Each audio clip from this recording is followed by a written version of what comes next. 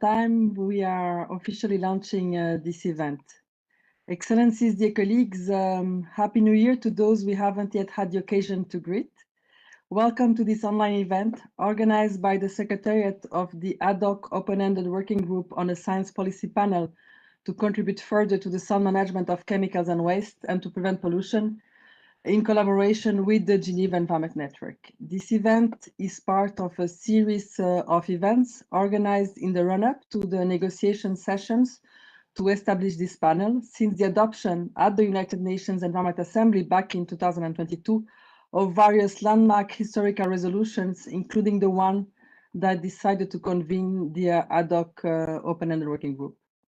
In the context of the three planetary environmental crises of climate change, nature, biodiversity, and land loss, as well as pollution and waste, two intergovernmental bodies to help policymakers taking the adequate actions have been set up for two of these crises. The United Nations Environment Assembly resolution that was adopted 2.5 years ago, even a little bit more than that, aims at setting up a science policy panel for the third crisis on pollution and waste. And this will be indeed emphasized in today's discussion. The working group that was established following the adoption of the resolution was expected to conclude its substantive discussions on proposals for the establishment of the panel last June, and that session is referred to as 3.1, and the proposals are now expected to be finalized this year at the resumed session referred to as session 3.2. And it's important to add that this is a very busy year for those who follow the negotiations on chemicals, waste, and pollution. Parties will indeed be meeting for various important meetings and negotiations in the coming months. Our event today aims at providing an opportunity for governments and other stakeholders to be updated on the process and to hear again from leaders from other panels relevant examples that can be important for the establishment of this new panel. So before I hand over to the chair of the Open-Ended Working Group process, Ms. Goody Alkemade, let me remind all our attendees that the documents, the video, and the summary of this event will be made available as usual on our website, and the link is being shared in the chat. And throughout the event, you can raise questions by using the Q&A box, and then these will indeed be used to feed the discussion. It's my pleasure now to turn to Ms. Goody Alkemade and also to mention that Ms. Nalini Sharma from the Open-Ended Working Group Secretariat will moderate and guide you throughout this event after the opening remarks. So with that, Ms. Alkemade, over to you. Thank you very much for your good introduction, and excellencies, ladies and gentlemen, colleagues. Good morning, afternoon, evening, wherever you are. Welcome to this meeting, and from my side, also a belated Happy New Year. As we step into this new year, as Diane said, it's going to be very difficult. And let me just wish you success, continued success in the important work that we have in front of us, and let us make this year a year to remember. It's a great honor and privilege in my role as the chair of the Bureau of the Ad Hoc Open-Ended Working Group to welcome you in this webinar, where you can hear relevant examples from other panels that can help us discuss on the establishment of a science policy panel on chemicals, waste, and pollution prevention. At the outset, let me inform you that in the Bureau meeting that we had last week, we had agreed that the resumed third session of the Open-Ended Working Group will take place in Punta del Este in Uruguay from 14 to 20th of June. This period is also including the intergovernmental meeting to be convened by the executive director. The importance of such a panel cannot be overstated, and I have said this a couple of times. Chemicals, waste, and pollution are among the most pressing global environmental challenges of our time. I think this is even recognized in the meetings that are held in Davos in this period, where pollution is identified as one of the top 10 risks that need to be addressed. The impact on human health and on the environment, and as I said, also on our social and economic societies. A dedicated science policy interface will enable policymakers to make informed decisions that can drive tangible, coordinated actions to prevent further harm and the transition to a more sustainable future. Today's event is a critical part of our preparation process, and we are fortunate to be joined by Jim Skia, Chair of the Intergovernmental Panel on Climate Change, David Obura, Chair of IPBES, as well as Anne Larigo-Deri, Executive Secretary of IPBES, and Amira Fida, Deputy Executive Secretary of IPCC. I hope that their participation will help us to be provided with invaluable insights drawn from the experiences of both the panels, and that these examples will help guide our discussions and deepen our understanding of how to establish a robust and effective science policy panel drawn on the lessons learned to be able to support a transition to sustainable and pollution-free pathways going forward. It is essential for us to come to our meeting prepared and that we can build on the foundation that we have already established. And I hope that the information session on the foundational document and the rules of procedure that was held on the 10th of October last year has also provided rich and detailed insights that can help us prepare for the meeting. And as we move forward, and as we had agreed in the first part of our third session, the task for us is clear. We will focus on finalizing the foundational document and the rules of procedure and the agreements, recommendations to forward these documents for consideration of the intergovernmental meeting.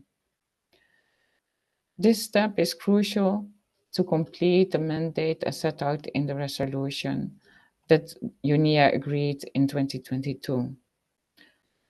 And now, as we move towards the third and final session, it is imperative that we remain focused, efficient, and that we come with solutions. In this regard, I would welcome for delegations to consider making sure that we can have continuity in the discussions, that we can build up on what has already been agreed, but that we also can achieve that by trying to ensure continuity in participation from previous meetings. The complexity and the scope of our discussions require institutional memory and an ongoing engagement in this process. And I am confident that with the dedication that you have shown during the meetings, your willingness to listen to each other, and with a collaborative spirit, we will be able to bridge any differences to achieve a good outcome that can pave the way for the Science Policy Panel to start their work. In addition, let me underline that preparation is key. It is through your collective contributions that we will achieve a meaningful outcome that can address the root causes of pollution and promote sustainable pathways to protect human health and the environment. We can create something truly transformative.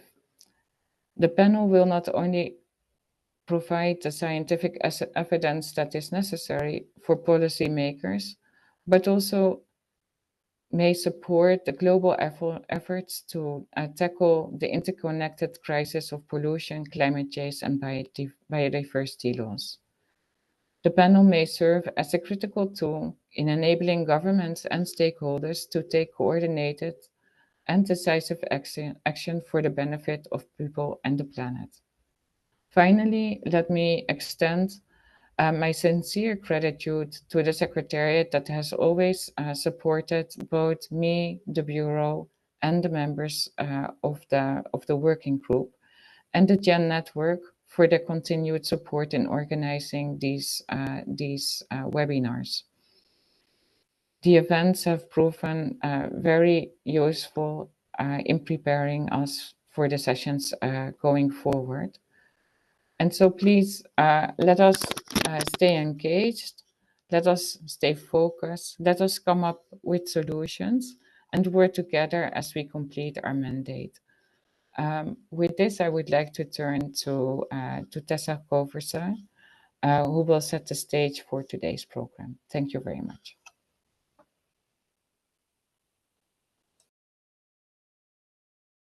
Thank you very much, Goody, and good day, everyone.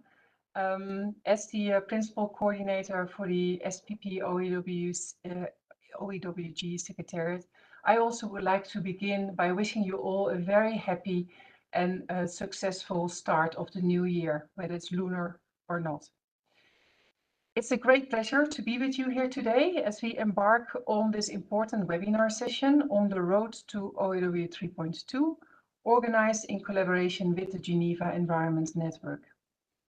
Together, we are working towards the successful conclusion of the SPP OEWG process and the establishment of the Science Policy Panel on Chemicals, Waste and Pollution Prevention.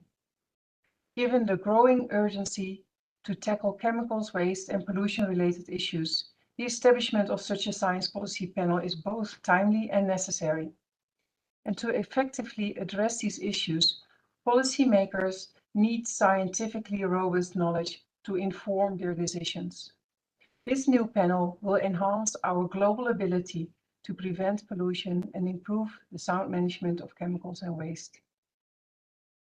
The OEWG met in Geneva in June 2024, and we were reminded by Ms. Schneeberger of Switzerland, our host, in her opening statement, that there is no need to reinvent the wheel.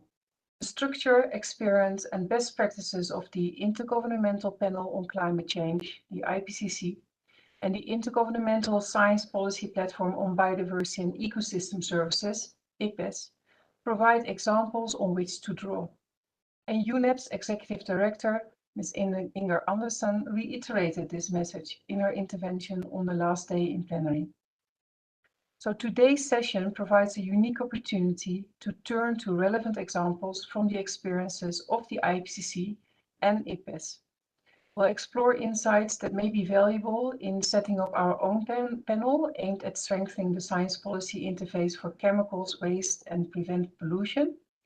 And there's an opportunity here to benefit from such examples in the SPP OEWG process to establish a robust, independent science policy panel by considering the key takeaways from these established bodies, while building upon what was already agreed in the UN Environment Assembly resolution that requested the establishment of a science policy panel and progress made during previous sessions. I'm particularly pleased to also extend my special welcome to our distinguished speakers from both IPCC and IPBES, who will share their expertise on how governments and stakeholders engage in their processes and provide examples of their panel successes. I would like to spotlight for a moment that we have Anne Larigauderie with us, who will retire this year after serving as the Executive Secretary of IPBES for a decade. Her leadership has been pivotal in shaping the success of IPBES, and I'm sure that we will learn a great deal from your invaluable experience today, Anne. We also have the chairs of both IPCC, Jim Skia, and IPBES, David Obura, and our good friend and colleague Amira Fida, the Deputy Executive Secretary of the IPCC. And before we dive into today's conversation, let me give you a little bit of background on the OEWG process. The mandate for the ad hoc open-ended working group, the OEWG, was set out in UNEA Resolution 5/8, which was adopted in March 2022.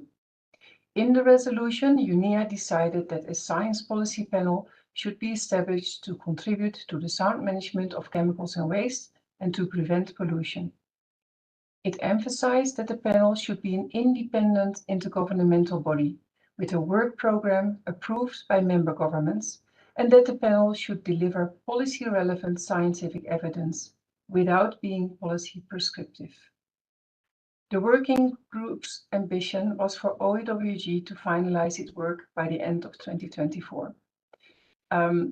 We were unable to complete the work in June, and we will therefore now resume for the third session in June 2025 in Punta del Este, hosted by Uruguay, with the aim to first finalize the foundational document that would allow the establishment of the panel at the intergovernmental meeting, and second, to finalize the draft rules of procedure for the panel itself. Resolution 5/8 also outlined that the OEWG takes into account the need to ensure the panel coordinates with other science policy bodies, such as IPCC and IPBES. And for today's webinar, we've invited our distinguished speaker to take part in a conversation that allows them to reflect on some of the topics the OEWG has been considering, as well as share relevant examples from IPCC and IPBES. We've structured the conversation in 3 rounds. In the first round, we will explore examples that illustrate some of the factors that have contributed to the success of both IPCC and IPBES. These panels have demonstrated their scientific authority as well as their policy relevance. They have attained their stature through the establishment of robust approaches and processes, and for example, focusing on striving for consensus on substantive matters and inclusive participation, working across disciplines and fostering continual improvement. In the second round, we'll turn our attention to the varied stakeholders involved in the work of these panels. Governments play a crucial role in guiding the work and adopting the work plan as well as the findings. And scientists, experts, and other stakeholders are key to producing high-quality deliverables, primarily global assessments. Through examples, we will learn more about who is involved in the different aspects of each panel's work and how their roles may vary. In the third and final round of our conversation, we will focus on examples of the panel's work with other institutions, especially with multilateral environmental agreements, MEAs. Both the IPCC and IPBES have successfully engaged with MEAs and other institutions, and we look forward to hearing more about these interactions and how these shape the panel's work. As we move forward in our preparations to resume our own work in Uruguay in June at OEWG 3.2, today's discussion will hopefully provide fruitful and inspiring insights that could help advance our overall understanding of the functioning of these 2 other panels that help address the triple planetary crisis and help us finalize the foundational document and draft rules of procedure for the new science policy panel, the SPP. It may also help to understand what is absolutely necessary for the SPP OEWG to agree to establish the panel, whilst also better understanding what could be left for later, for the governing body of the panel itself to decide. The practical examples from IPCC and IPBES can inform us in shaping a panel that is fit for purpose, one that can deliver on the urgent need to manage chemicals, waste, and prevent pollution to protect human health and the environment. Thank you again for joining us today, and I look forward to engaging in conversations ahead, as well as to seeing many of you again in June in Uruguay. I will now give the floor to my colleague Nalini Sharma, who will moderate the conversation. Thank you very much. Thank you, Tessa, David, Jim, Anne, and Ermira. Thank you very much for joining us today. Throughout the work of the SPP Open-Ended Working Group, the experience gained through IPCC and IPBES, along with each of your essential institutional and practical knowledge, has been instrumental in informing preparations for the negotiations of the proposals for the new Science Policy Panel. We're very grateful for the generosity and productivity with which each of you have assisted our Secretariat in preparing documents to inform our negotiations. We have also greatly benefited from your informal exchanges, support to webinars, and your engagement in the Open-Ended Working Group process and its sessions. So to begin our conversation today, I would like to ask each of you to please briefly introduce yourselves. Specifically, could you tell us about the role that you currently play in IPCC or IPBES? You're also most welcome to share a feature or anecdote of IPCC and IPBES that you believe may be relevant and particularly relevant or inspiring for the Open-Ended Working Group as we work towards a Science Policy Panel on chemicals, waste, and prevention of pollution. So let's kickstart this conversation, and let me start with the Intergovernmental Panel on IPCC, the Intergovernmental Panel on Climate Change, IPCC, and then turn to our colleagues from the Intergovernmental Platform on Biodiversity and Ecosystem Services, IPBES. Over to you, Jim. Okay, thanks, Nalini. Nice to see you again, and good afternoon, ladies and gentlemen. Good morning, good evening, or whatever. So I am the chair of IPCC, and I was elected to that position about 18 months ago at the start of our 7th assessment cycle. And unlike IPBES, the chair of IPCC is a long sentence, and I expect to be here till the end of the 7th cycle, which could be as far ahead as 2030. Just to say, in terms of my background, this is actually my 3rd consecutive cycle on the IPCC Bureau. I was a vice chair in Working Group 3 of IPCC on mitigation in the 5th cycle, which ran from 2008 to 2015. And I was co-chair of Working Group 3 of IPCC on mitigation for the 6th cycle, which ran from 2015 through to 2023. And in my judgment, it's Working Group 3 of IPCC on mitigation that has the closest correspondence with the work of the new panel.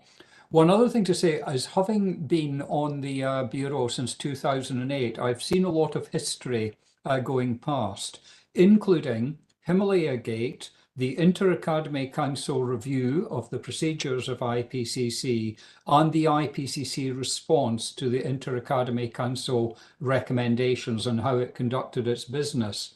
And I recall, back, I think it was about 2010, 2011, there were 4 task groups set up to do a fairly comprehensive review of IPCC procedures.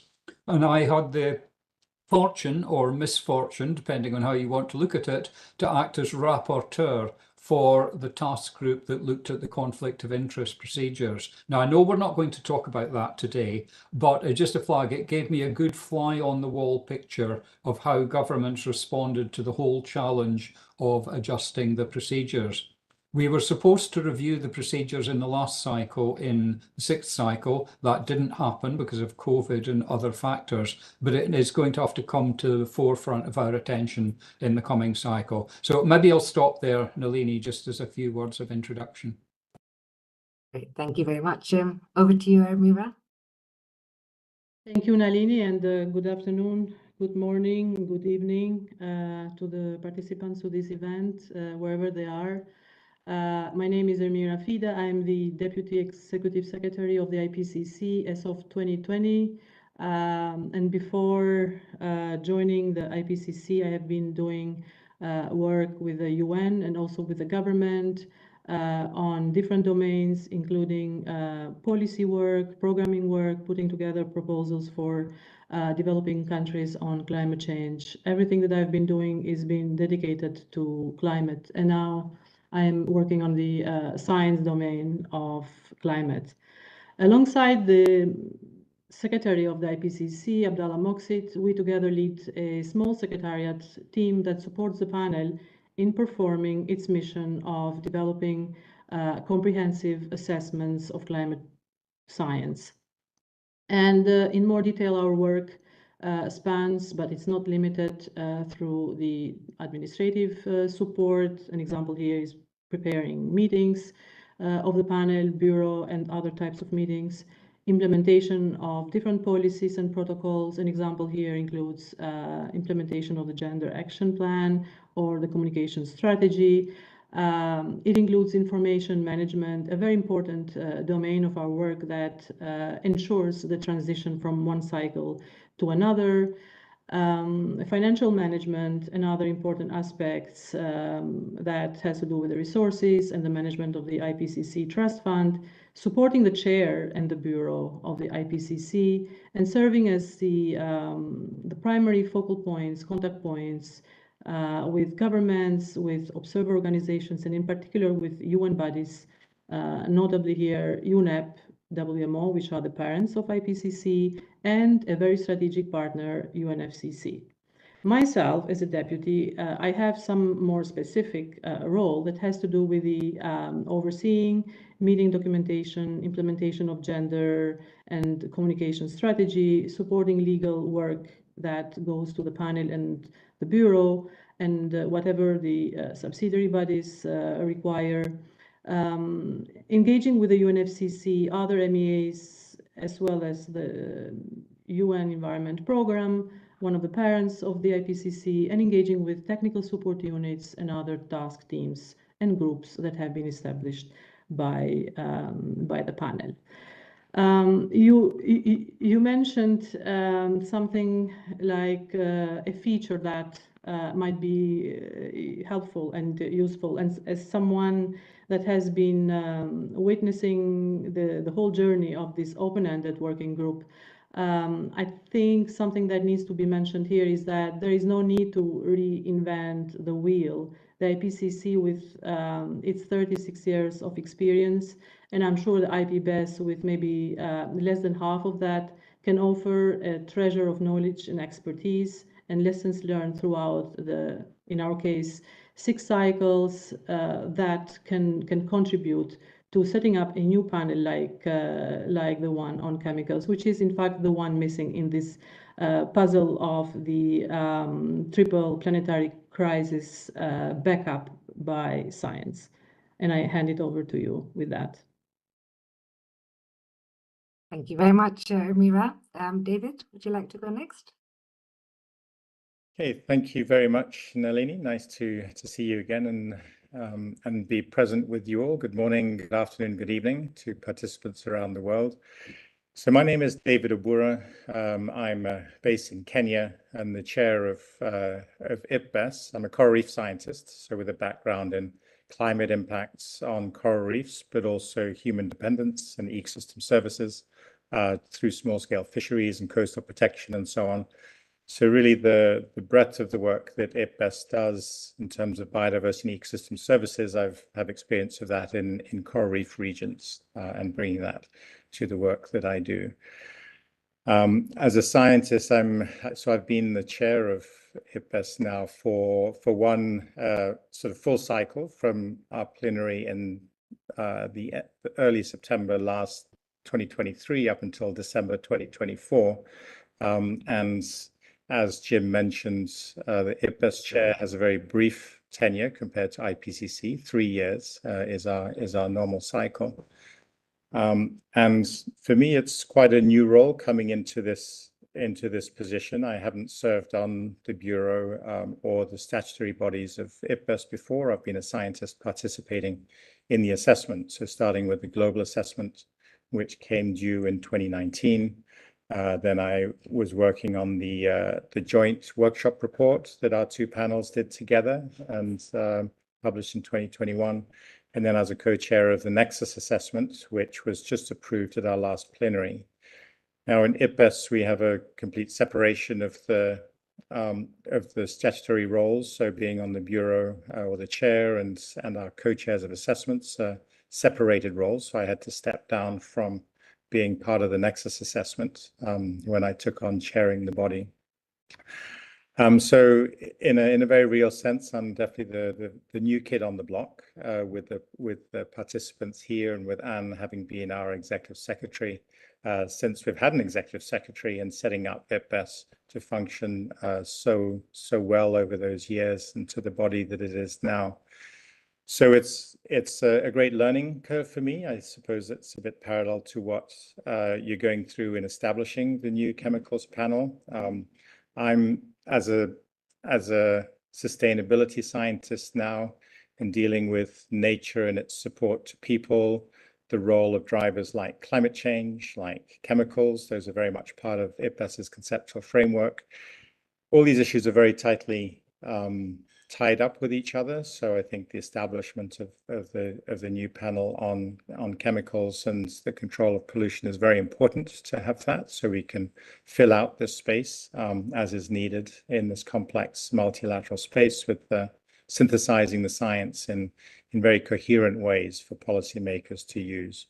I think just reflecting on a part of IPBES then from this perspective that I have seen the most of then is perhaps the preparation of the assessments, and how we do that. I think is quite different and aligned with the complexity or the issues involved with biodiversity and ecosystem services. So we've established a rolling work program in which we identify, and it takes several years, of course, to identify a potential topic for an assessment, to have that topic approved, to have the topic scoped, and then to go through the whole assessment process and to see how that plays out from beginning to end. I've seen it in different stages with different assessments. I think the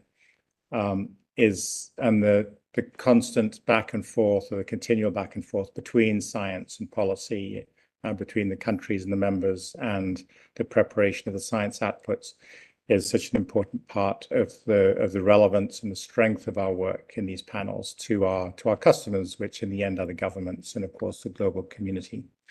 So I think I'll stop with that and hand back to you for further discussion. Thanks, Nalini. Thank you, David. And I'll now hand over to my dear friend Anne. Anne, over to you.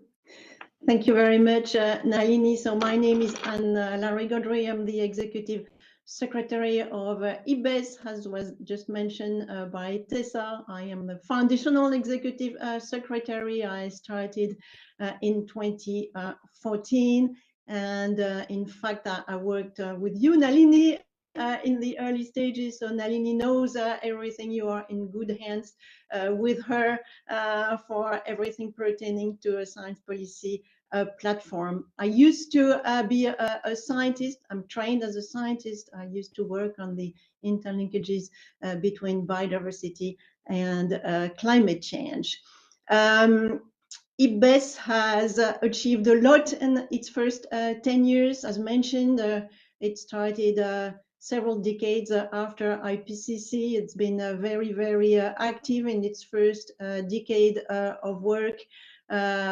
I'm quite proud about some of our early achievements. I believe that IPBES has really increased awareness around the world thanks to its assessment for the topic of biodiversity. It's brought in around biodiversity new communities such as the business community, which, as you know, was very active around the issue of climate change, but much less so around the issue of biodiversity. And since the global assessment and its pickup in particular at the Davos summit and in the global risk report, biodiversity loss is ranked as one of the top 5 risks to businesses, and that really has triggered lots of changes and raised interest in the business community. But it also all of our assessments at IPBES have also really started to inform well policy around biodiversity at the national and at the international level. Of course,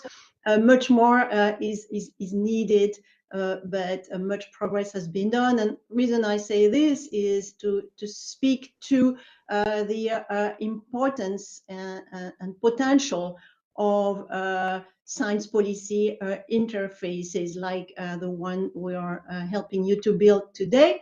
And so I wish you well, and we're all happy to help you with this process. Thank you.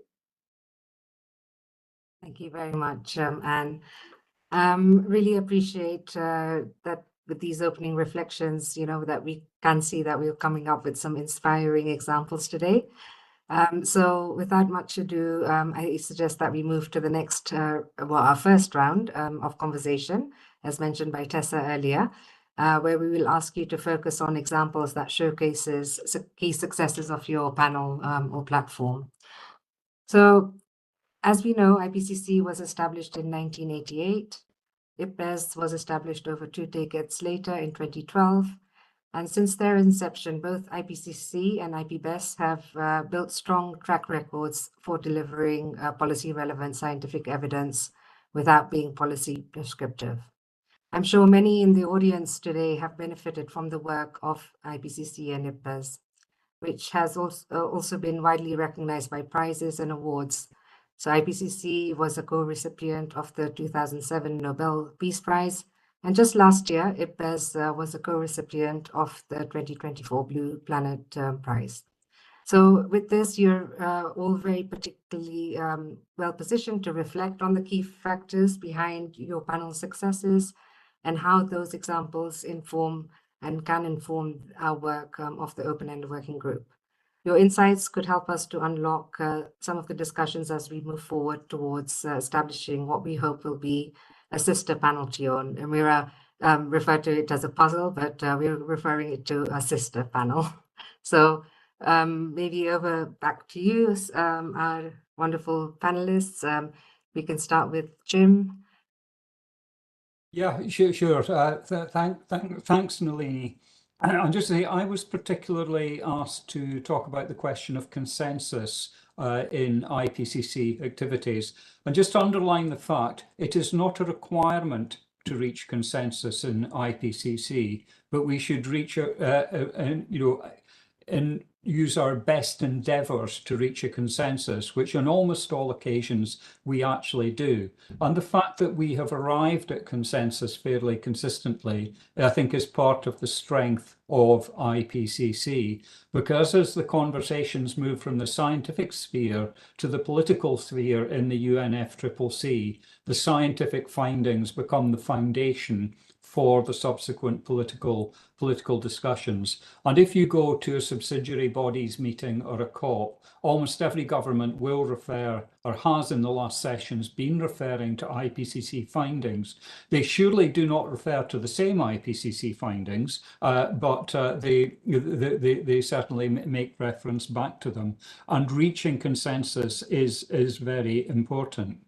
Now, this question of whether you reach consensus or not, I mean, in our actual meetings, we have used the usual kind of techniques to try to make sure that consensus is reached when we are struggling. So we will use shorter huddles to deal with smaller issues that may come up, more concise issues, and go into full contact groups to deal with much bigger, less tangible kind of problems. And to just give you an example of the kind of things that have been dealt with successfully in these frameworks, we had a big debate in the last approvals about nature-based solutions versus ecosystem-based adaptation. And that was something that we had to put to a huddle to reserve, because some governments did not like the phrase nature-based solutions. And it was not the word nature they didn't like, it was the word solutions that they didn't like, because they didn't want what you would call nature-based solutions to be as the entire solution, because they felt it might draw attention away for example, transitioning away from fossil fuels. So some very delicate wordsmithing at the huddle level could get us through that question. Working Group 3 experience, a much bigger one in a way, was the question of the long-term scenarios for the future, the pathways for emissions and mitigation that go over the 21st century. We, in practice, had to park that into a contact group for almost the entirety of our approval session to get agreement on that. And the key to getting it through was to get the text to refer to these global modeled pathways, not as the actual physical reality, but constructions produced by scientists. So we talked endlessly about global modeled emission pathways. It was almost talking about the matrix rather than the real world, if I can put it in that kind of way. And that's the kind of issue that took hours and hours of negotiation to get there, but we did get there. Now, one thing to flag is that we do have in our principles and procedures a paragraph 10, which talks about the issue of consensus on what happens if you fail to reach it. And it might be worthwhile flagging just some of the ways in which that has come up, because it has come up in the past. So if it's we have to use best endeavours to reach consensus, but if it doesn't work on pure procedural issues, we follow WMO regulations. If we're talking about the approval and adoption and acceptance of reports, if there are different scientific views, they should be noted in the scientific document itself, for example, by footnoting. And I'll give you an example of things that came up 10, 15 years ago. The mention of nuclear power, for example, always triggered a reaction from one particular country that would insist on a footnote that qualified its view on the use of that particular technology. However, more recently, I think it's been the case that countries have been very reluctant to see themselves appear in footnotes and have much preferred to use the device of having their difference in views recorded in the report of the meeting. And again, if I can give you some examples, it's very fresh in my mind. Even 6 or 7 years later, the special report on global warming of 1.5 degrees, which was particularly difficult to agree. One particular country that did not want reference to nationally determined contributions in the text before nationally determined contributions had actually been formally submitted within the UNFCCC. And that particular country and one other did produce a statement which was attached to the note of the meeting expressing their qualifications and giving a long, long list of sections of the underlying report where that objectionable term was used. There was another country which very interestingly noted that they recognise that the summary for policymakers and its approval signifies that the summary is consistent with the factual material in the full report, but given that the underlying contents of the report are not subject to agreement, approval of the SPM should not be understood as endorsement of all the findings in the report. So that was quite a strong, a strong statement there that you could allow flexibility where you got onto the subsequent negotiations. But just to say, I think that we have been successful so far in reaching consensus on most issues, and I do think that is the key, to the success of IPCC and the impact that it's actually had in the more political, diplomatic kind of process which has followed, with the qualification that some of our scientific discussions have really started to take on a negotiating character, and we really have to be upfront and honest about that. I'll stop there. Thank you for that, Jim, and also for your honesty as well. David, over to you. Okay, thank you very much. So actually, maybe I'll pick up from where Jim left off in that this issue of consensus, of course, and the SPM agreeing, adoption mean agreeing with the science that's in the assessment is a very important one that we've encountered as well, and finding our way through that, our use of small huddles and friends of the chair in resolving difficult issues, of course, is a very important piece that we can use, a technique that we use in getting through some of the difficult discussions that have to be had. And having the flexibility to enable those processes to happen, of course, is very important. I think the main example I will pull out for a key success of IPBES has been, I think, in how IPBES has addressed engagement processes. So this is with stakeholders, with Indigenous people and local communities, in incorporating Indigenous and local knowledge into our assessment reports. Because, of course, in the framing that we have of nature and people's use of nature, people are very much a part of nature, and culture is a part of that process as well. So separating the two is a point of very strong discussion amongst different scientists and disciplinary groups, and of course is reflected very differently amongst different cultures. So our conceptual framework and our values, the values assessment that we put out, really addresses these head on, and the importance of being fully inclusive in the engagement processes that we have. So this involves, of course, procedures around free, prior, and informed consent, particularly in accessing knowledge that comes from different communities, Indigenous knowledge systems, that the knowledge holders and providers agree with its use and how it's being used. And this is really very much not just an end in itself, but there are quite extensive procedures and practices that we have to establish to enable this to happen in a way that is documented and that is credible for all concerned. This involves having a task force that really, and different task forces that facilitate these processes, because our assessments are each independent groups of authors that come together to produce each assessment.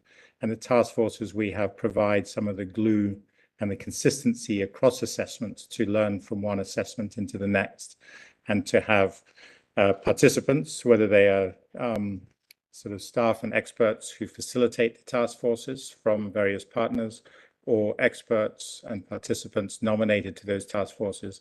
They really carry a lot of the consistency in our work through the years and between assessments. So I think investing in these processes has been a critical part of IPBES's successes in really bringing in knowledge from outside of the science community, from different communities around the world, and in Indigenous processes. And I think we're continually learning and evaluating how to do this better, and making sure that's part of our ongoing work. And of course, we're very glad to share this with other panels to help broaden how this work comes into the science and policy processes. And then this also plays out in our nomination identification of experts and participants, as well as that now our assessments more and more are including the knowledge holders and representatives from different communities and groups around the world as part of the expert groups and participating in the preparation of the reports. So I think that's been a great success. All that I have seen, and coming in as a new chair, I hear great reports on how well this has developed in IPBES, and is ongoing. But of course, there are always challenges. We always must adapt to new challenges and conditions and inputs that come in doing this, because of course being inclusive means widening the fence considerably at each step of the process. So I think I'll finish with that. Thank you for that, David. I think that was a really good example, and also relevant to some of the work that we're looking at going forwards. Mira, can I give the floor to you next? Thank you, Nalini. And indeed, I think I should pick up on the principles and procedures, a word that came across, from interventions made by Jim and David. It's an important part of the documentation that guides the work of the IPCC, and indeed, since its creation in 1988, the IPCC has progressively tried to develop and formalize the so-called key principles guiding its work, and the guidelines and procedures. which consist on a set of definitions on the role, the way that IPCC does its work, as well as definition and clarification about the role of the IPCC Bureau, task forces, working groups, other subsidiary bodies that were created during its life, and the process for preparing the assessment reports, as well as the management of the budget. With the first set of principles adopted in 1991, it has been one of the first sessions, either the third or the fourth of the IPCC, where the first set of principles has been developed, a very light document. It has evolved with time, and it has become, of course, very detailed now. Compared to the one that we use today, and it's something that is available in the IPCC website. It consists on a set of key principles that includes 19 clauses, followed by 3 appendixes, with each and every one providing procedures, including those on the preparation, review, acceptance, adoption, approval, publication of the report, and that is the Appendix 1. Appendix A, apologies, Appendix B on the financial provisions and procedures, and Appendix C, which has to do with the processes, procedures for election of the IPCC Bureau and the Task Force Bureau. It is important to note that the current principles provide for a review every 5 years. And that has been the trigger for different amendments as appropriate. But over the time, IPCC has not necessarily sticked on that 5 years period of review. And it has established a practice to review the parts of the principles, including the 3 appendixes that I referred to, whenever it was needed, and in accordance with the principles that have been approved by then.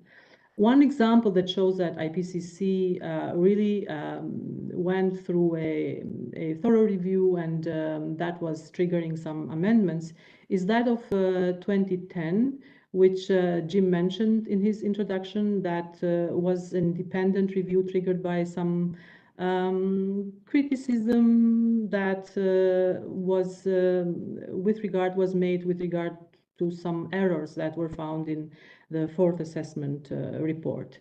And because of that, there was an independent review that was done by Interagency Council that came up with some recommendations. I mean, a list of recommendations, with most of them having been implemented, that turned out to be the amendments and brought some changes in the governance system, with the executive committee as a new body that came on board, and it's still functioning as a very effective mechanism in the IPCC process. The error protocol, which is under implementation to assure that errors, when they are picked, they are addressed. Uncertainty guidance to ensure the consistency and the harmonization of treatment of uncertainties in assessment reports. Conflict of interest policy, which brought the policy to manage the potential conflict of interest, and the communication strategy, a strategy that has been even revised and is under implementation with the aim to improve the public and stakeholder engagement. So these are examples which also show that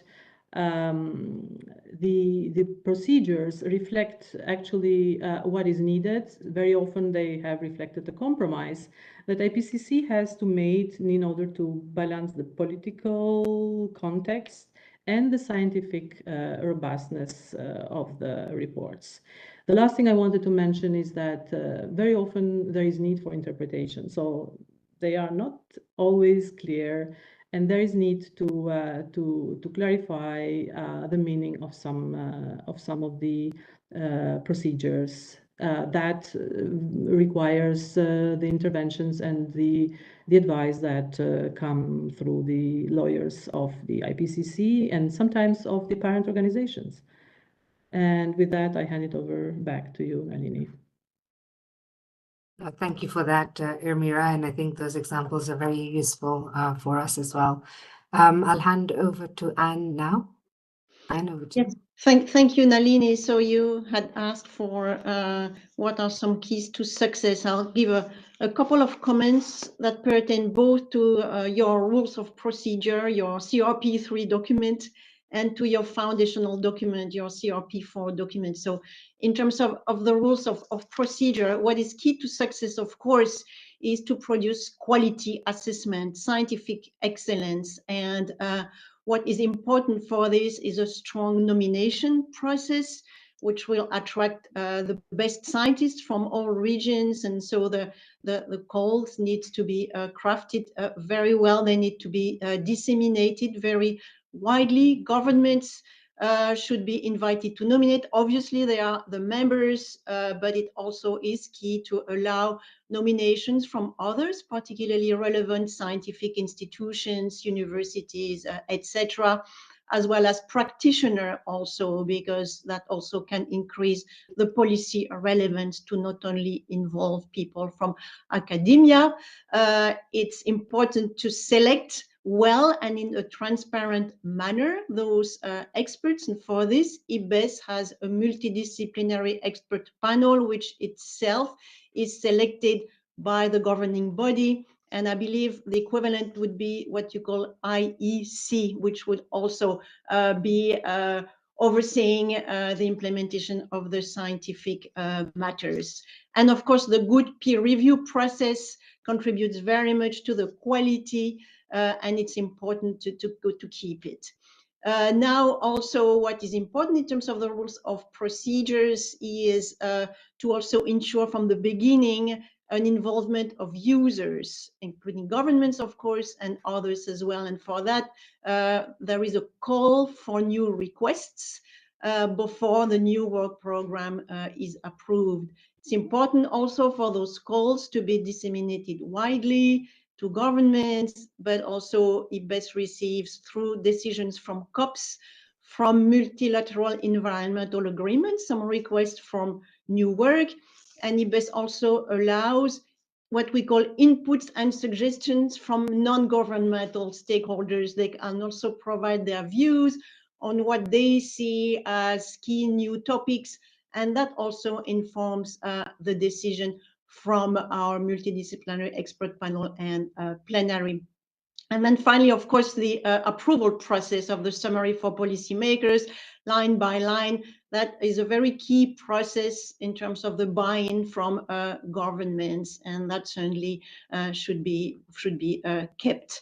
And now, in terms of your foundational document, what has been good for IPBES, and I've seen that there are drafts around this, is around having a good set of operating principles. These are good in addition, of course, to your objectives and your functions, because they give a little bit of the DNA of what you would want this new panel to be. So at IPBES, for example, we say that our assessments are going to include different knowledge systems, that they are going to respect the contributions from indigenous people and local communities, that they will be interdisciplinary, involve people from all regions, etc. And all of those, we have 10, they are then going to guide the rest of your procedures, such as the selection of experts, etc. And then finally, because you had also asked me to say a few words about the financial arrangements. And so IPBES has a trust fund. I believe you're envisaging that as well. Ours is administered and managed by UNEP, which also hosts the IPBES Secretariat. It's based entirely on voluntary contributions. And I would say that this is what has been the main case, like 99% of what IPBES has received has been through those voluntary contributions. But we also allow in our financial rules for earmarked contributions on an exceptional basis. And for that, if those contributions are less than $300,000, they can be approved by the Bureau, and if there are more, which has never happened to IPBES for a single activity in a single year, they would need to be submitted for approval by plenary. So that speaks, I think, also to the financial arrangements which you are discussing in the context of your foundational document. I'll leave it at this. Thank you. Thank you for that. And I think, you know, related to that, you mentioned it is for an activity, but it's an activity that's already agreed and approved in the work program, and that's done by your plenary, which is our equivalent of a governing body. So that's very useful. And I think some of these successes that you've now mentioned also highlight the importance of having a robust framework for the panel's work, along with the complementary provisions that ensure that the procedures, the policies and guidance that can be developed by the panel, especially as needs and circumstances evolve. So it's, you know, it's over time that these issues come around. The examples that you've provided, I think, also underscore that the potential of a science policy panel to contribute further to the sound management of chemicals waste and to prevent pollution is very helpful for us. So as you already noted, that this would ensure that each of the planetary crises, which are strongly interlinked, has its own designated science policy panel. And just before we move to the second round of discussion, I'm just going to take note that we have 30 minutes left. We've still got 2 rounds of discussion. So perhaps I'll invite our wonderful speakers to just be a little bit briefer in your presentations, but your examples have been superb, and we do appreciate that all the preparations you've done for this webinar. So as mentioned by Tessa earlier, so the second round is looking at who's involved in your panel and your processes and platform. So both IPCC and IPBES are intergovernmental panels, as we know, and therefore governments play a central role in deciding the panel's work and at key stages in the preparation and finalization of an assessment. And we heard about that in your earlier interventions. However, we've also learned from your experience that many other stakeholders play a crucial role in the panel's work, including, of course, scientists who are key to the production and review of your assessment reports. So in this next round of discussion, it'd be helpful for all of us to learn a little bit more about who is involved in different aspects of your panel's work and how their roles may vary.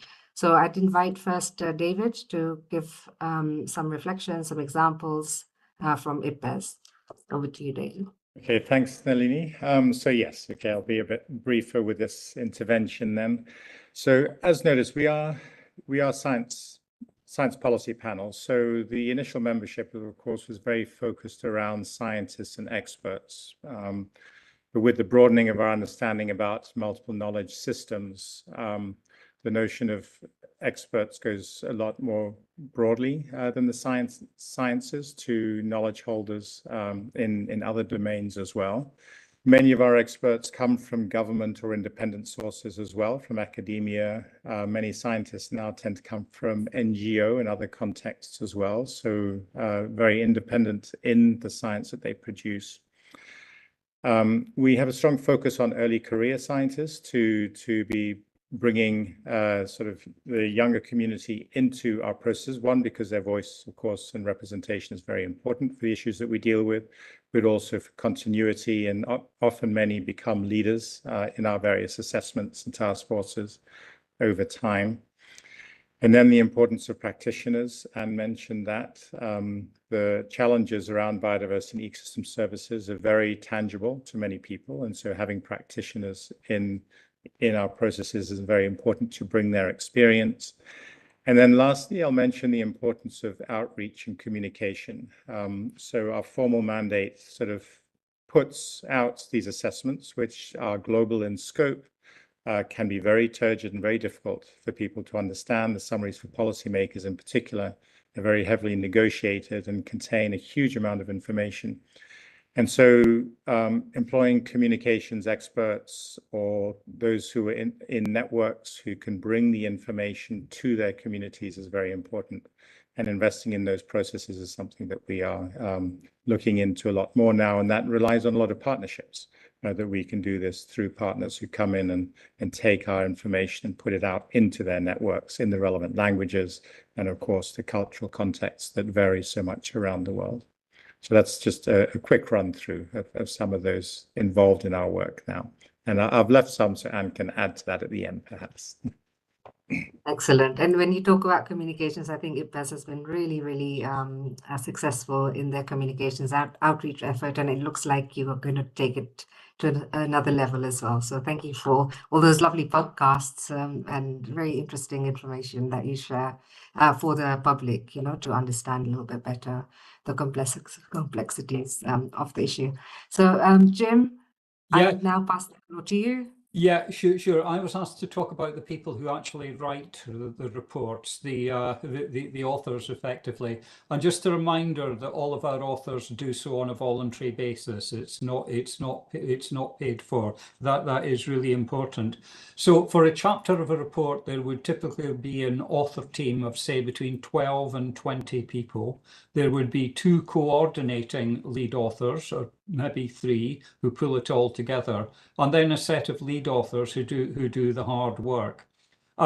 Each of the reports is reviewed twice, once through an expert review, which is pretty much entirely open, and in the second round, a review by experts and governments. So this is the thoroughness of the review process is important. And for each chapter, we also have 2 people called review editors, whose job it is to check whether the authors have actually taken account of the comments in an appropriate way. So there's checks and balances within the system. Worthwhile adding also that there's another role called contributing authors, who may be invited by the coordinating lead authors to contribute small amounts of text, a table, something like that would also come in. It's worthwhile talking about the way by which authors and the others are nominated and selected. In the past, we invite nominations from governments, official observer organisations of IPCC, and bureau members may also nominate. And in the past, my rule of thumb was that we got about 5 times as many nominations as there were places. In the last year to 18 months, that number has gone up to a factor of 10, and it is becoming increasingly difficult to run through that selection process. The selection process is supposed to take account of gender, the balance between developed and developing countries, regional issues, those who have previous experience of IPCC and those who are new to IPCC, in order to make sure that there's a refreshing of the author teams from one report to another. And now, the way nominations are selected, I'm sorry, this is about like asking how sausages are made. We must, and every different working group does it in a slightly different way. But some of the elements would be voting by the bureau members of the specific working group bureau, which would select some of the most obvious people, perhaps. But after that, it is really a tough balance to take account of all the balance features that we are looking for. Now, just to say one last thing to finish off, and also to pick up on what David was saying, IPCC has relied perhaps more on traditional scientists than perhaps IPBES has exclusively, but we do have an aim to include more practitioners, and we are actually doing work at the moment looking across at IPBES on how, for example, we can incorporate more people who are holders of indigenous knowledge and local knowledge, for example. So you've asked us to be brief. That's basically how we do it, Nalini, how we pick the 1 in 10 lucky people who get in there. Oh gosh, we have a big job ahead of us then. And I love that, that you are looking as well as to your sister panel and platform, to also learn how they do things and sharing maybe, I don't know, expertise. That's great. So Anne, maybe over to you. Yes, so IPBES works with different stakeholders in different ways, and I'll pick up on what David said and focus on other categories. And so I'll mention 4 different categories. So we work with 4 United Nations partners. We have a collaborative partnership arrangement with UNEP, FAO, UNESCO, and UNDP, and they all play different roles like UNEP providing the secretariat, UNDP having a big capacity building program to strengthen the uptake of IPBES assessment, etc. Then the second, I don't take the time to develop more, but perhaps some other time. Secondly, we collaborate with several multilateral environmental agreements. We have memorandum of cooperation with them. So that's the Convention on Biological Diversity, that's CITES on the trade of endangered fauna and flora, that's Ramsar Convention on wetlands, that's the UN Desertification Convention and the Convention on Migratory Species. So they are COP through their decisions make requests from IPBES, and their COPs will also come at the end and consider the implication of the findings of a particular report for the work of that convention and the parties. So for example, CITES is looking now at the outcome of the IPBES assessment of the sustainable use of wild species, and its next COP is going to come up with a recommendation from its parties based on IPBES scientific assessment, but there are many more like this. 3, there is a collaboration with our dear colleagues from IPCC. The chair of IPCC is an observer to the scientific body, the MEP of IPBES. We had a joint workshop, as you know. We attend each other plenaries. Our own plenary requests me to do so.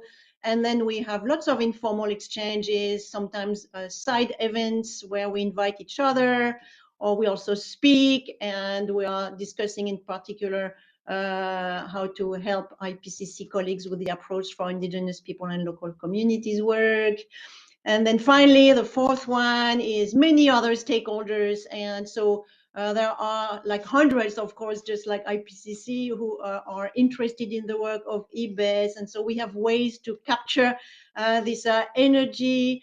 We hold dialogues with stakeholders online when there is a call or when there are opportunities for comments. We have a stakeholder day, an in-person one for every plenary, where they can come and engage with our bureau members, etc. And then they can make a statement on the opening of the plenary. So those are some of our categories and some of the different ways to illustrate how we have found ways to involve each one of them depending on what they can contribute. Thank you for that, Anne. Elmira, over to you. Okay, I'm going to elaborate on the role of governments, which is another part of the coin when it comes to the partnership between governments and authors that set up the panel in the case of the IPCC. And indeed, governments play a critical role in IPCC's functioning and governance system through 1, decision-making process, 2, in the report preparations, and 3, in the financial contributions. The involvement ensures that IPCC work is not only scientifically rigor, but it is also policy relevant, and it is widely accepted by the global community. The presence of the governments is, as I said, is critical and it's very important, and it's reflected even in the title. Even both panels have the word intergovernmental, and which in fact sometimes we see that is mistakenly also being used or replaced with international, and we keep advising people who do that to not make this mistake, because it's a completely different thing. It is what makes IPCC and also the IPBES very special institutions. I mentioned the 3 elements, and I'm going to elaborate quickly on each. So on the decision-making element, governments make decisions in the case of IPCC in the approval of the reports, in the elections, following their nominations of candidates for bureau members, including the chair, vice chairs, working group co-chairs, and the entire IPCC bureau. They are the ones who approve the work plans and the budget of the IPCC, the trust fund. They even approve the scope timelines of the IPCC reports. And all of this is done, as Jim mentioned, with a view to reach consensus, and that is what actually happens, but it's not easy always. Another element of their role includes, as I mentioned, the nominations. As part of the report preparation, they nominate scientists and experts and authors to review IPCC reports, to provide. Sometimes governments also contribute in data provision, and they also provide feedback on the drafts as part of the very rigorous review process of the IPCC. And the last contribution, the third one, is the one to the voluntary trust fund. Similarly to IPBES, we have a trust fund. They contribute to the trust fund with a view to support the implementation of the core activities of the IPCC. Even though we don't have a capacity building component, governments have started getting interested in supporting the scholarship program, which in fact is mostly supported by non-government sources. But they have started looking at that and encouraging contributors. So we have some traditional donors to the trust fund, but actually we have reached a point when all government members are contributing to the IPCC trust fund, including those from small island development states and developing countries. And with that, I'm turning it back to you. Okay, well, thank you for that, Ermira. I think each of your responses has helped to paint a picture that the work of your panel could not be undertaken and completed without the engagement of scientists and the scientific community. And at the same time, it's clear that from your examples that both IPCC and IPBES are intergovernmental, with governments remaining in the lead of decision-making. And this raises important questions for us about the different types of involvement and engagement that can occur at various stages of the work. So this now brings us to the third and final round of discussions. We did have a little bit of insights from Anne already around how you work together with other institutions, but when studying examples from other panels to inform the work of Open-Ended Working Group, we found that another key factor of success of IPCC and IPBES stands out. The ways in which IPCC and IPBES engage with other institutions, and especially with multilateral environment agreements, which Anne spoke to a little bit. And in this final round of our conversation, I'd like to invite each of you to tell us a little bit more about how IPCC and IPBES engage with other entities. And maybe, Anne, you can give us another example, I think, with the global assessment that was undertaken, the Global Biodiversity Assessment, and how that was uptaken in a forum that led to, some really interesting policy making. So maybe I pass the floor first to David, and we'll go down the list. Thank you, David. Okay, thank you for that, Nalini. So I'll be brief because as a new chair to IPBES, of course, I'm quite fresh to this space of the details of how we engage with the multilateral environmental agreements. And Anne can explain in greater detail, particularly how it happens. My involvement up until now has been very much from the science side, and you alluded to how the global assessment contributed into the formulation of the global biodiversity framework for the Convention on Biological Diversity, and had a lot of influence in, I think the findings were very well received and very well projected out into the global community. And then in transitioning from the previous strategy, biodiversity strategy, into the GBF, played a strong role in structuring the framework and its breadth of targets in addressing multiple layers of the relationships between biodiversity and ecosystem services and people's dependence on nature. Perhaps more briefly, I'll just also mention that has also occurred with others of the multilateral environmental agreements. One of the first was perhaps for the Desertification Convention in the preparation of the land degradation report that we did, and that was an assessment that was very well targeted towards the needs of that convention and the decisions that are taken there. And there's some other examples as well. So I think a key strength in our case is that because of the complexity of nature and people and our interactions with nature and our rolling work program, we don't have the consistency that the 3 reports that the IPCC does and it cycles through in its assessment cycles. We don't have that repeating framework. As we're entering into this process, we have identified, or we've had to identify a number of key issues that need to be addressed in the multilateral space. And so we've had this process of meeting the needs of different agreements over time. And I think that has had some great success. And now, of course, as we come to 2030, we need to work out the next phase of how we do that. So thank you. Thank you, David. And I think maybe Anne will share, but of course, with the IPBES, you do have many MEAs that you do, that you respond to and you work with. So with IPCC, it's quite it's a smaller, broader, smaller, more compact relationship. But anyway, over to you, Anne. We hear a little bit more from you. Yes, so I'll develop a bit more on the work between IPBES and the CBD, and indeed those 2 organizations have been working hand in hand, including their respective secretariats, and that is really key.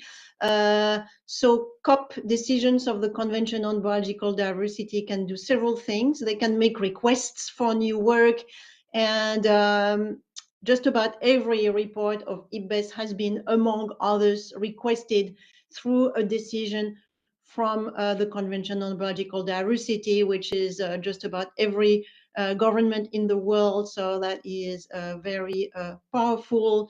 And that includes the first global assessment in particular, but many others as well. Now, COP can also make decisions at the other end once an assessment is finished, to look at the implication of the findings for the implementation of the convention by its parties. And so, for example, the last COP decision came from CBD COP 16, regarding the latest report of IPBES on invasive alien species and their control. And there it makes a number, it's quite a long decision, of recommendations on actions to take, in particular by parties to the CBD, on how to better control, in particular, the spread of invasive alien species, and to bring awareness about the negative impacts that this has on biodiversity. Now, really an emblematic example of the use of IPBES assessment by CBD is the first global assessment, as you mentioned. Just very quickly, this first global assessment, which was requested by CBD, really served as a scientific basis for the new Kunming-Montreal Global Biodiversity Framework. This framework starts by citing the IPBES first global assessment and saying that the framework seeks to respond to the findings of the global assessment of IPBES. And you can see its influence in terms of the basic structure and also some of the targets. So, for example, there is one target for each one of the 5 direct drivers for the loss of biodiversity, which comes directly from the first global assessment. Among others, it also has targets for all of the contributions that nature provides to people, etc. So just for some quick example, I'll stop here, of the really good and key relationship between CBD and IPBES. Thank you. No, that's very useful. Thank you, Anne. And I'll pass now to Jim and to talk a little bit about the IPCC engagement with UNCCC. And like I mentioned earlier, you have a one-to-one relationship. So looking forward to hearing a bit more. If only our relationships were smaller and more compact, Nalini. I wish that was the case. But yeah, the UNFCCC is primary, and in fact, it's specifically mentioned in paragraph 1 of our principles. So it's obviously something that we need to follow. Now, our main link through the Secretariat is with the subsidiary body on scientific and technological advice. We have a joint working group between IPCC and SBSTA, which now meets before each COP and subsidiary bodies meeting. In the past cycle, my observation was it was a little bit ritual. We told each other what we were doing. One thing that I have been trying to do, though, is to establish deeper and more relationships intersessionally with the standing bodies within the UNFCCC, such as the Standing Committee on Finance or the Adaptation Committee. And we've actually assigned focal points within IPCC from among the vice chairs who can act as these contact points to move things forward. And I should say also, I mean, Ermira may want to pick up this more, but obviously the UNFCCC decisions can refer to IPCC, and we are very interested in checking that these accurately reflect what IPCC said, and that any invitations are plausible, if I can put it that way, so that we can follow through on them. And can I just do one further point? There's a question in the chat there about engagement with major groups. And can I also flag that one thing we've done in IPCC is to establish focal points within the vice chairs for the major groups within the convention. And we started with the BINGOs, the business and industry NGOs, and the ENGOs, the environmental NGOs, but we've extended that to indigenous people and local communities, farmers, etc. So we are now systematically meeting at each subsidiary body meeting and COP with these major stakeholder groups as well. But I realise you're pressed for time. I'll stop here. Thank you. And I think, maybe I'll invite Anne to talk a little bit. You did mention already stakeholder days and stuff, but I'll pass the floor first to Ermira, and then maybe if we have time, Anne, you can come in to answer the question. Over to you, Ermira. Thank you, Nalini. I was asked to talk about a very specific moment in this relationship with UNFCCC and that of the special report on 1.5. But before going there, I just wanted to add on what Jim has mentioned. He referred to the reference to UNFCCC in the principles in paragraph 1. But there is a mention also of the IPCC in the convention text that requires that IPCC works closely with the UNFCCC, and that was also followed by some early days decisions of the Conference of the Parties, which require that every time IPCC produces a report, a special joint event should follow to share the findings that will feed into the negotiating process. And unlike for the IPBES, not that every report of IPCC is requested by the UNFCCC, and the special report on 1.5 is the first precedent when the UNFCCC, following the 1.5 target included in the Paris Agreement text, invited, and I highlight the word invited, the IPCC to produce such a report, which was accepted and agreed by the panel to be produced, and it was produced in a pretty quick timeline.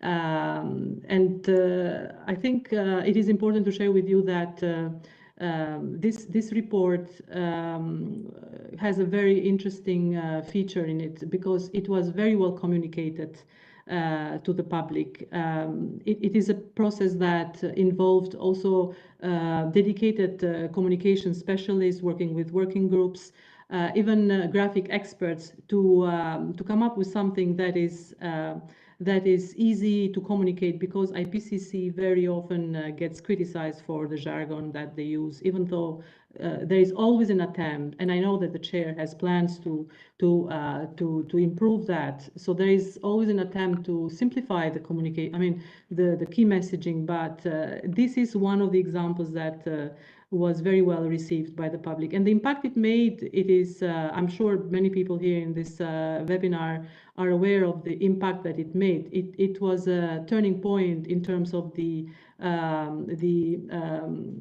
acceptance, deliberations at the COP, featured in the NDCs, featured even in the first global stocktake, part of the public awareness and advocacy that not only us as IPCC did. So to summarize, it is one of those moments that shows that the partnership with UNFCCC and the request, the invitation, not the request, was worth it, and it really brought an impact in the climate change action.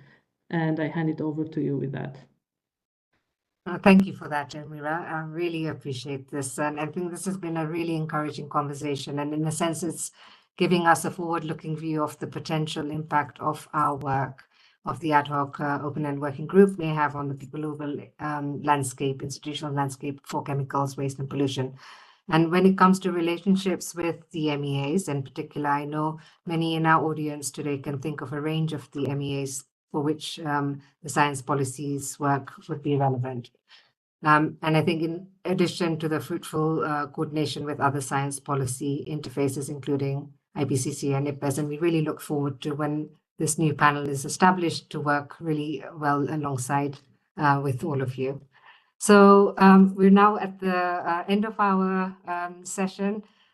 We really take this time to appreciate the panel members, to David, to Jim, Anne, and Elmira for generously sharing your time and experiences and the relevant examples. I think we could have gone on for another hour for sure, because there's so much to learn from your panels and your experiences. And I think just as a reflection that several of the examples stand out especially pertinent to the work ahead of us in the Open-Ended Working Group 3.2, which will take place in June in Uruguay. And I hope that this webinar will continue to serve as a valuable resource as we prepare to finalize on the foundational document and the rules of procedure. Each of you have shared some really good examples, and maybe a couple that I'd like to highlight is how these intergovernmental, and as Elmira mentioned and reminded us, not international panels, provide a productive means of setting up a back and forth between science and policy, giving strength to the work. The benefits that come from the progressive formalization and improvement of guidelines and procedures, so we will be also looking at that. The varied ways in which IPCC and IPBES have engaged with stakeholders to bolster their work. And finally, especially relevant to this event today, the benefits of sharing and learning between your panels. So thank you again for your time. I know it's very precious, and we really appreciate that you took this time to share with us. And we look forward to your continued collaboration. We haven't reached the finishing line, but we're very close, and so we hope that you'll be able to help us at that towards the finishing line. I want to thank you all as well. We had really good participation today at this webinar, so thank you all for taking the time as well. And I'll now close the event and turn over to Diana from the Geneva Environment Network for any final announcements. Thank you. Bye-bye. Thank you very much, Nalini, and thank you to all who have joined us today. Just wanted to bring to your attention what is on our agenda. Next week, we are discussing biodiversity and trade, preparing this CITES standing committee that is taking place in Geneva first week of February, and also preparing the resumed session of the Convention on Biological Diversity meeting that will take place in Rome, but discussing trade aspects related to that meeting. Then we are back also on the road to the BRS, the Basel, Rotterdam, and Stockholm Conventions Conference of the Parties later this year, with a session already taking place in early February. And of course, the first session of the Human Rights Council is also around the corner. And there, the Special Rapporteur on Human Rights and the Environment is reporting to this session, and there will be a lot of activities around her mandate. And I wanted also to mention something that is not on this slide, is that we were preparing in Geneva the presentation of the two landmark IPBES reports that were issued in December. So we still don't have a date for that session, but it's coming up. We are discussing with our friends from Switzerland and from the Secretariat to have that session scheduled very soon. So with that, a big thanks to all, and a reminder that if you want to rewatch the session, the video is already available on the page, and a summary summarizing or trying to summarize the important elements that were mentioned throughout this session will be also made available on the page with the links to the relevant links to what was mentioned. Thank you very much to all.